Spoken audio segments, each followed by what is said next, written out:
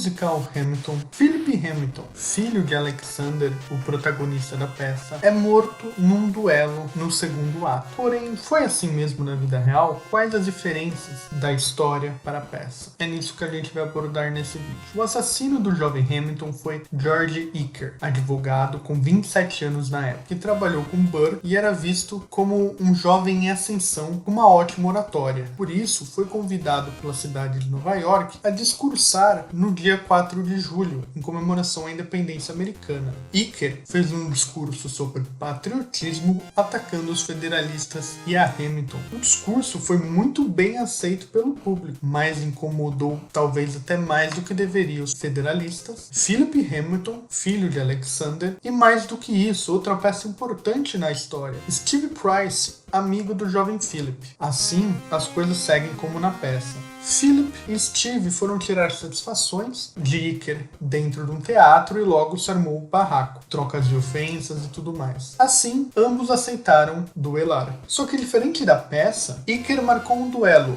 de Philip, Steve e com o próprio Philip. Sendo assim, Eaker duelou 2 dias seguidos. No primeiro dia, ele duela com Steve Price. Os dois trocam 4 tiros. Cada um dá 2 tiros, mas eles erram todos. Sendo assim, eles decidem dar o caso por encerrado, já que os dois mostraram sua determinação em matar um ao outro, mas tiveram uma péssima pontaria. No dia seguinte, Eaker volta. Dessa vez para o duelo com Philip, e a gente já sabe como acaba. Eaker mata Philip. Só que diferente da peça, não é claro na história se ele realmente atirou antes de contarem até 10, ou se Philip levantou a arma aos céus antes da contagem chegar a 10. Posteriormente, Eaker não foi sentenciado e liberado do caso. Em cartas registradas e guardadas até hoje, ele alega que nunca viu um homem tão devastado pelo luto quanto Alexander Hamilton, e que ainda assim, sempre que se encontraram depois, Alexander foi cordial e muito profissional com ele. Depois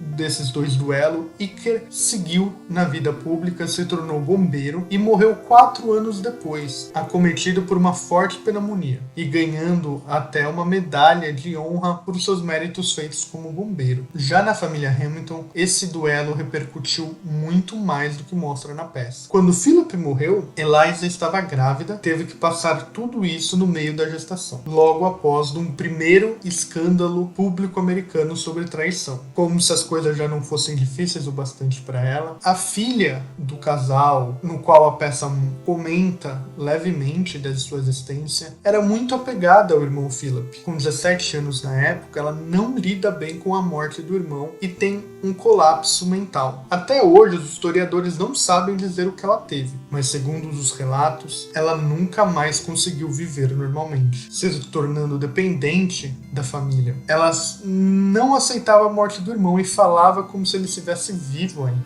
sempre conversando com os outros e falando como se o irmão nunca tivesse morrido. Entra num estado meio infantil, onde sempre fica cantando as músicas do passado e só convive com pássaros. Essa é a gota d'água que precisava para a família se mudar para o interior, como na música Uptown. Hamilton procura médicos para tentar cuidar da sua filha, que chamava Angélica, em homenagem à irmã de Eliza, mas nenhum médico consegue ajudar ou solucionar o problema da jovem Angélica. Por acabar de dar à luz, ter que cuidar de uma filha que demanda necessidades especiais, Eliza acaba perdoando Hamilton, como a gente vê, mais do que para consertar o amor dele, mas para tentar ainda criar esses filhos que ela ainda tem e cuidar da filha. Depois, com a morte de Hamilton, Eliza fica mais sobrecarregada ainda com as crianças e a jovem Angélica Hamilton. Eliza cuida da filha até ficar idosa e não conseguir mais cuidar da filha, quando assim coloca ela numa clínica médica. Eliza morre aos 91 anos e deixa em seus desejos que os irmãos fossem carinhosos e tivessem paciência com a irmã. Na época, então, com 70 anos, e viria a morrer 3 anos depois da mãe.